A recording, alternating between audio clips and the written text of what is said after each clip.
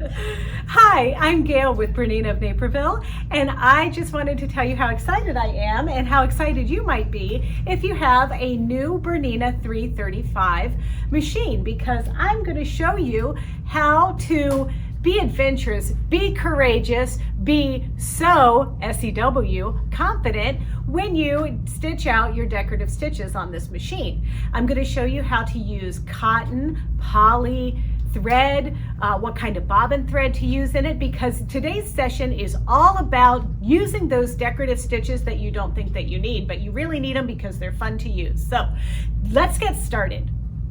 One of the most important things that you're going to need for the decorative stitching is your fabric. And as you can see on the back here, I have this white material. This white material is a stabilizer that's going to prevent the decorative stitches from tunneling our material. Tunneling is when things get like a little squeezed together. I'll show you about that in just a moment. But the most success is to put some fusible interfacing. That's something that you might put in a suit, lapel or collar, cuffs, things like that. You can also use a tearaway. Tearaway is just going to stay in there while you're stitching, and then you rip it out when you're done. Or you might even choose to actually use a water-soluble product or even a heavy spray starch. But for our purposes, because I'm going to put this in my fancy little stitch book, I'm just keeping this on a cutaway stabilizer. I also have 3 different threads here that I want to try, and I'm using all similar colors. I'm using this purple, and I'm using this because I want you to see how the different decorative stitches stitch out with the different sheens. So this is a cotton, 100% cotton Metler thread. It's a 40 weight.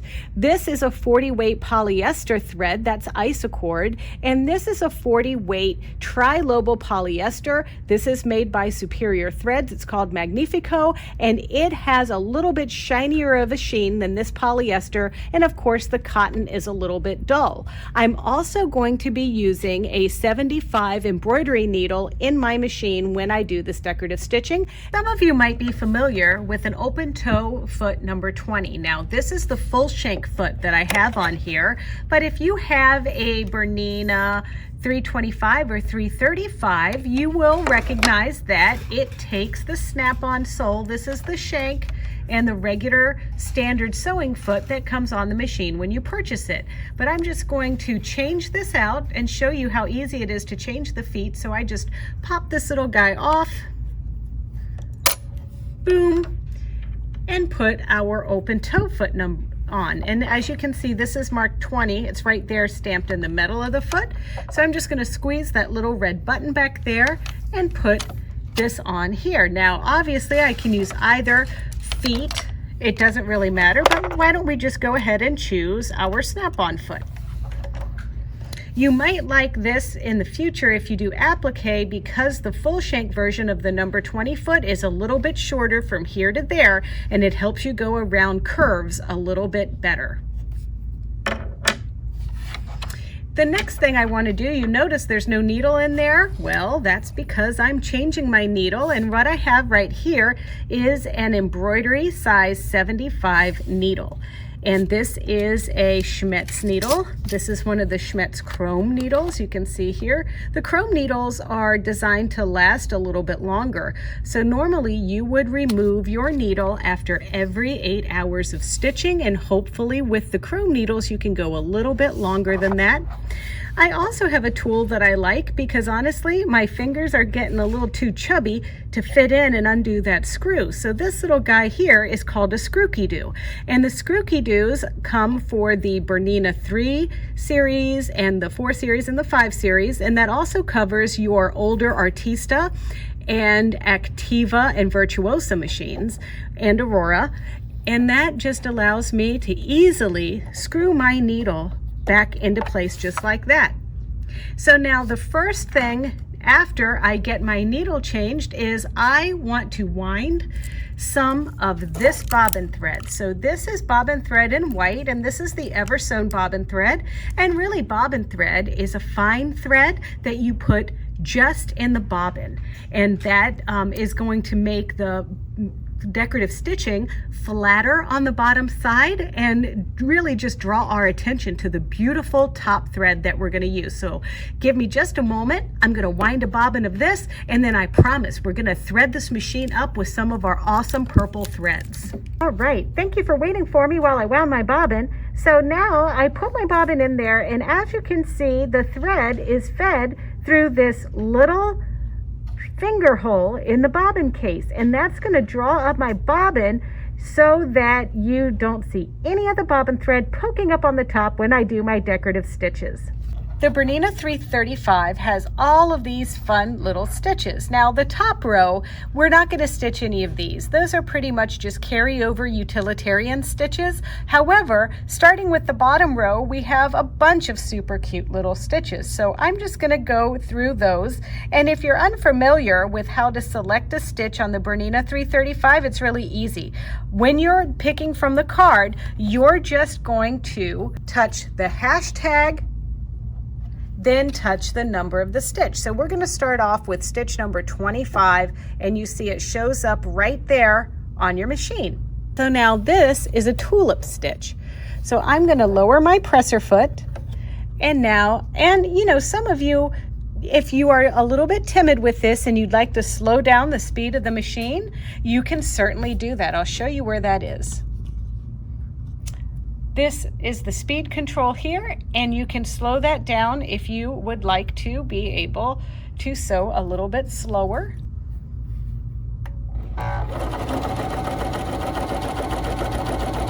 So we're doing a little tulip. And if you want, you can increase the motor speed.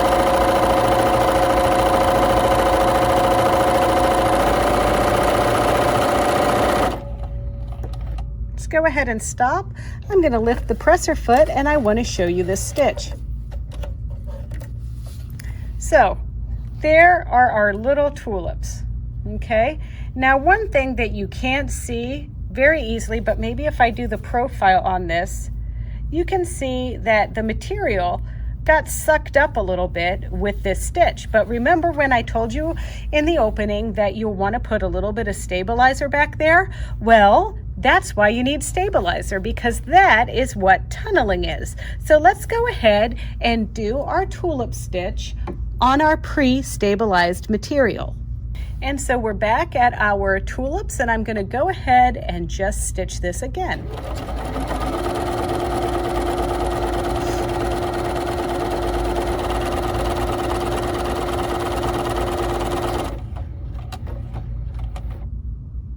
Alright, so our stitch is complete, and you can see there's quite a difference now between this stitching of our little tulips and the first go. This is a much flatter look.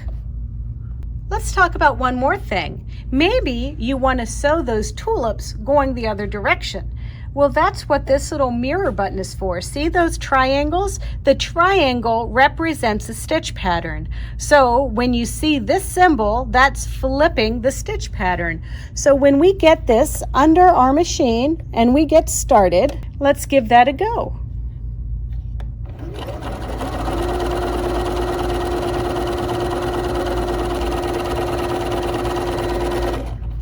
All right, so that is our tulips mirrored. Let me pull that away so you can see that better.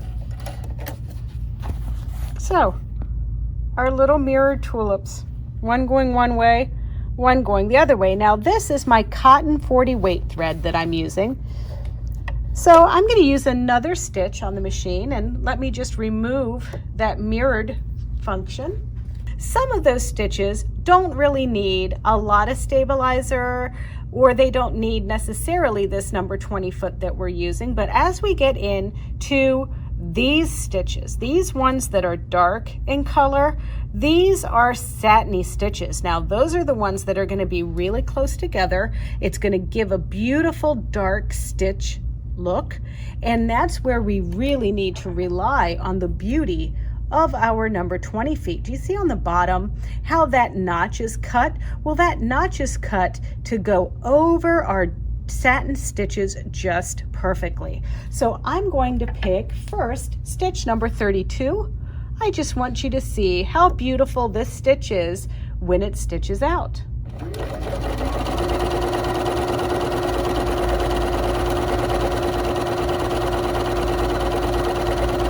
Now on a Bernina, we also have some wonderful advantages, and one of them is if I want to make one of my stitches just a little bit closer together to really have those threads even closer, I can adjust my stitch length, I can adjust my stitch width.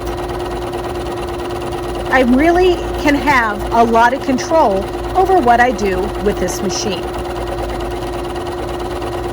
And if I want to stop at the very end of my pattern, there is this pattern end button right here on your screen, right under the screen rather.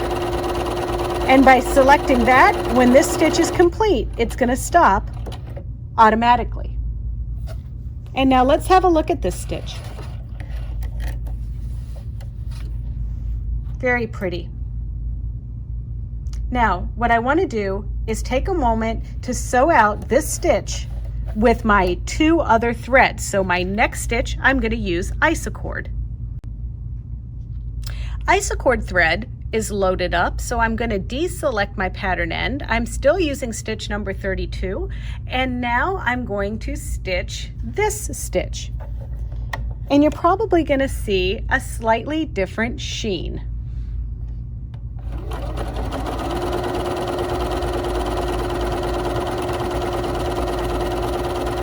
I'm going to just take a few notches down on my thread or my stitch length so that we can see the difference, to just show you how much control you have over playing with your stitches on the machine.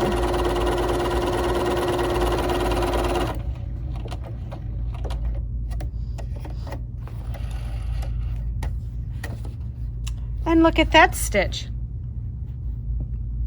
It's hard, really hard with the camera here, but this has a little bit of more of a sheen. It's not shiny, shiny, shiny, but it's got like a little sheen to it. And it's also feels a little finer than this cotton thread that we used earlier. Let's see how the Magnifico thread works. Okay, the Magnifico thread is all set up. I'm just going to press my little go button and let's see what happens. And I also want you to notice how wonderful this machine feeds the fabric through the machine. I am literally barely touching this.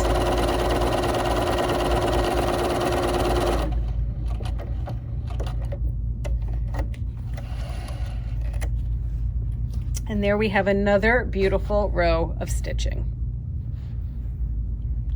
And you know, this could be this little sample. This could be a beautiful insert on a bag pocket, on a lapel. Just get creative and don't ever hesitate to use decorative stitches because they can be completely amazing. So I'm going to pick another stitch. This time I want to pick something that I can kind of stop and pivot with, and I am going to pick stitch number 51. Stitch number 51 is that one right there with the little domes on it. And I'm going to do something special with this one. I am going to use that pattern end function, and this is going to allow me to stitch just one dome. I'm also going to make this go just a little bit closer together with my stitch length knob, which is right here. So I made this just a little bit closer together, and I'm going to go ahead and stitch.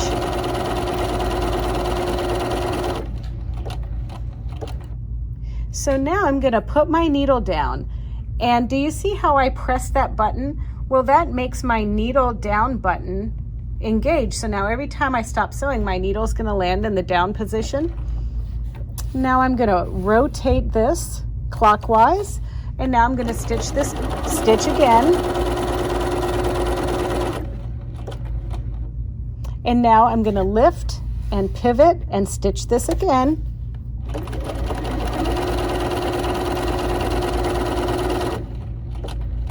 And I'm going to lift and pivot and stitch again.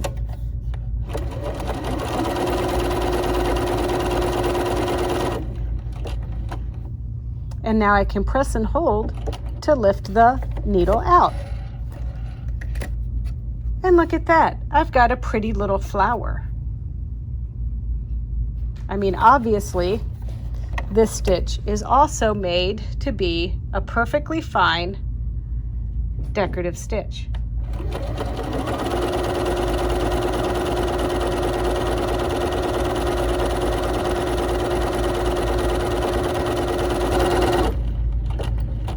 Now this stitch I'm using the Magnifico thread.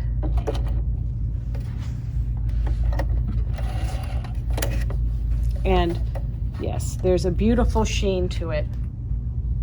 I'm going to go back and stitch the same stitch with Isacord. So I'm stitching another row. This time I have the Isacord polyester thread. And this is what we use in a lot of our embroidery applications here at Bernina of Naperville. Our embroidery designs that you see, they're all done with Isacord. We carry every color available.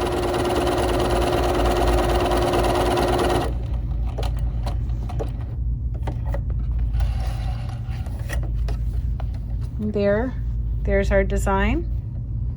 There it is stitched out next to the Magnifico. And then it's just fun to pick some other stitches that you might want to try and see how those work out. And you can see there's just a ton of them to choose from. Our machine here does have a little bit of memory on it, and I am just going to pull back here.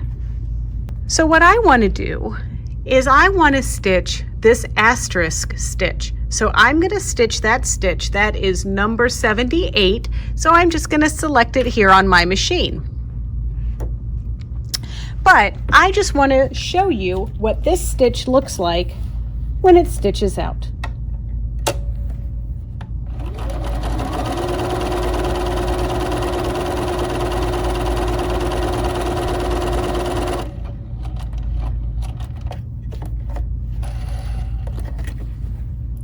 Look at that.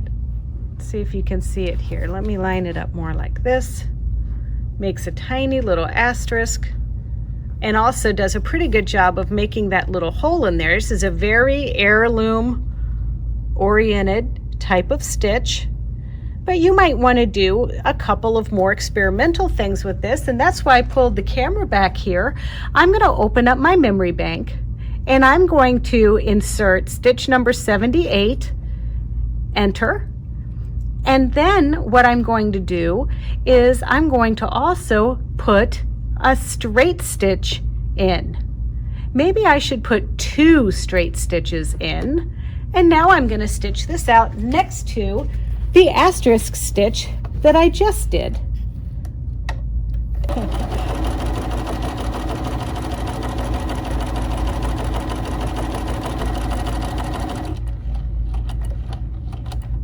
So now you can see the difference with those asterisk stitches. Now there's another thing that's really fun to do with memory, and I'm going to go ahead and just clear out the memory. See how it's flashing 30? That's how many spaces we have in our memory bank. So let's close the memory by turning it off. That's the button in the center. And let's select stitch number 89. So we're going to stitch number 89 right here. I want to stitch this exactly the way that it comes when you stitch it on the machine. So we'll start a new side here just so you can see.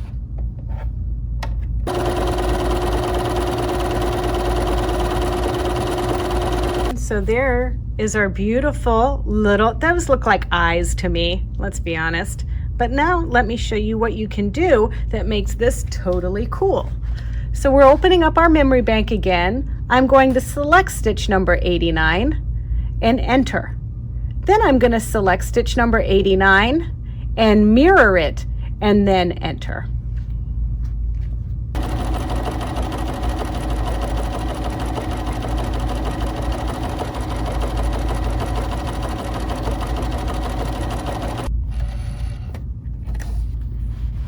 Look at that. Can you see the difference there? We went from eyes to loop-de-loops. Wouldn't you like to try that one? I bet you would. I know you would. All right. So here's some of our finished designs. Here we started off with tulips, then we mirrored them. Then we did a satiny stitch. Then we put some isocord thread in our machine and we stitched, and then we shortened it just a little bit to get a tighter little satin stitch on there. Then we switched to the Magnifico thread, and I think it's in this satin stitching here where you can really see that the luster of that Magnifico is just a little bit shinier than the isocord. We stitched our Asterisk Stitch, and then we inserted that straight stitching in between them to create our own little stitch. And then we also played around with a stitch and our memory capability to create this beautiful little loop-de-loop stitch. So we are going to do more with some of these decorative stitches in some of our other videos that are coming up, but I just wanted you to be left with the confidence to do these things right out of the box and play with your decorative stitches. So don't forget, the most important thing is to have some stabilizer under your material so it doesn't tunnel, to play around with some threads, and basically sit down with some swatches with no expectations other than the desire to have some fun. Well, I hope you enjoyed learning all about decorative stitching and how you can be very brave by trying these things. And hey, don't we know it's all about the foot that you use and the stabilizer that you use? Good job, everybody. I want to see awesome embellishments from here on out. Anyway, if you want to see more videos like this in the future, don't forget to tune in to our YouTube channel. That's youtube.com/Bernina of Naperville. And don't forget to like, comment, and subscribe. If you are a real diehard and you got to get your sewing fix, click the little bell, and every time we upload a new video like this, you will get an alert letting you know that we did so. So in the meantime, we're going to make a few more of these videos that are more relevant to your machines. We're doing a 4 through 7 series video just like this, and a special one just for the Bernina 880 Plus and the 790 Plus. So don't forget about those. Don't forget to stay safe, and most importantly, keep making stuff.